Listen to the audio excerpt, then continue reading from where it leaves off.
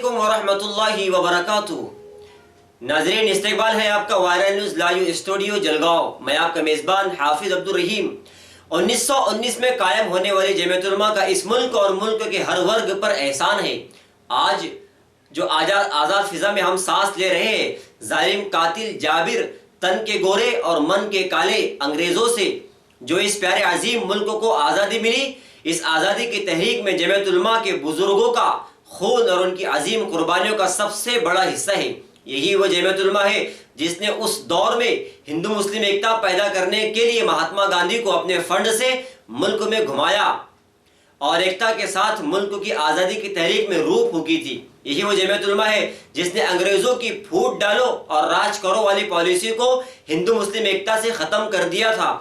جمعیت علماء سیوا بھاوی مانو سیوا کی ملک میں سب سے بڑی سنگھٹن ہے۔ اس سنگھٹن نے ہمیشہ ہر زمینی آسمانی آفات یا دنگے فسادات کے موقع پر ذات دھرم دیکھے بغیر مانوتا کی ہر انسان کی خدمت کی ہے۔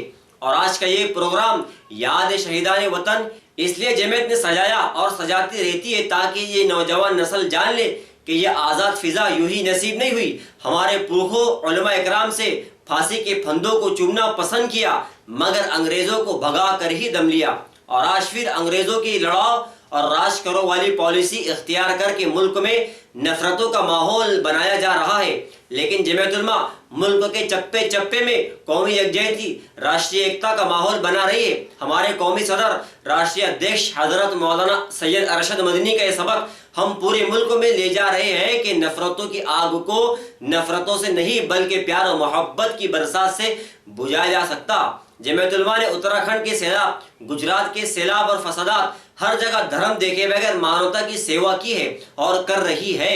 اور آج میں تمام بھائیوں کو، جوانوں کو یہی پیغام دوں گا کہ لڑائی جھگڑا کسی مسئلے کا حل نہیں ہے، اور یہ ملک ہمارا وہ ملک ہے جس کے بارے میں 1500 سال پہلے ہمارے نبی حضرت محمد صلی اللہ علیہ وسلم نے کہا تھا کہ مجھے ہند سے ٹھنڈی ٹھنڈی ہوائیں آ رہی ہے۔ تو میرے بھائیوں، اب ہمیں غور کرنا پڑے گا کہ کون کمینہ شیطان ہے جو ملک کی ہواؤں کو گرم کر رہا ہے۔ شیطانوں کے نفرت کے پلان اور منصوبوں کو ہمیں کامیاب نہیں ہونے دینا ہے۔ ایسے پیارے خیالات کا اظہار جلگاؤں ضلع جمعیت علماء کے ادھیکش حضرت مفتی محمد ہارون ندوی نے گزشتہ کل 17 جنوری کو چوپڑا شہر میں جمعیت علماء کی جانب سے منعقد ایک عظیم الشان پروگرام بعنوان یاد شہیدان وطن میں فرمایا۔ مفتی ہارون کی مختصر تقریر نے ہر دھرم، ہر پارٹی کے آئے ہوئے لیڈران اور جنتا کا دل جیت لیا۔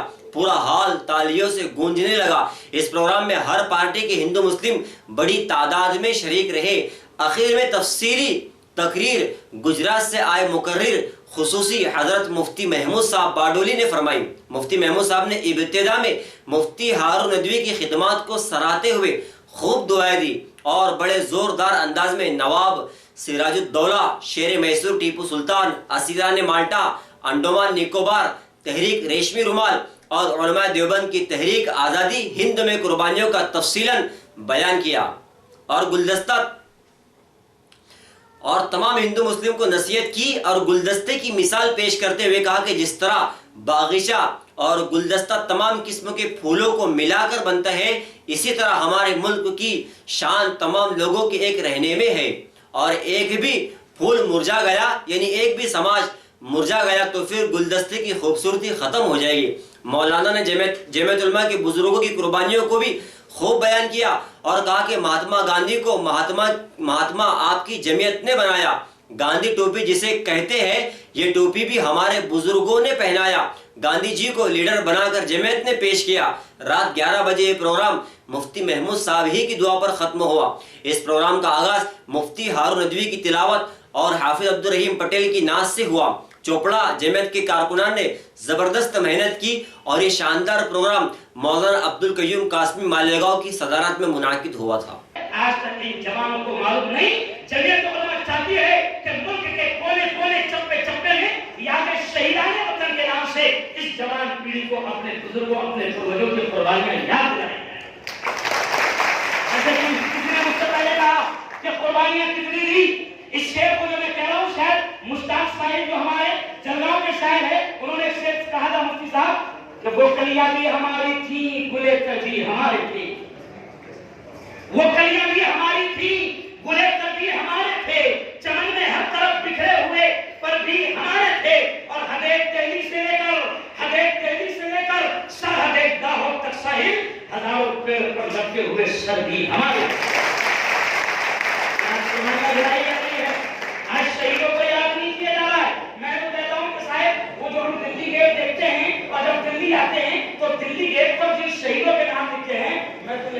کہ ان شہیدوں کے نام کم از کم ہمارے بچوں کو اسکول میں سلیبس میں پڑھایا جائے تاکہ کچھ لوگوں کو پتہ چلے کہ یہ ملک کیسے آباد ہوا. اور صرف بات کو سمیٹ دینے کا ہوگا کہ یقیناً ہمارے بزرگوں نے اتنی قربانیاں دی کہ جب اس ملک کو گردنوں کی ضرورت پڑی تو گردنوں کا قطب مینار بنا دیا.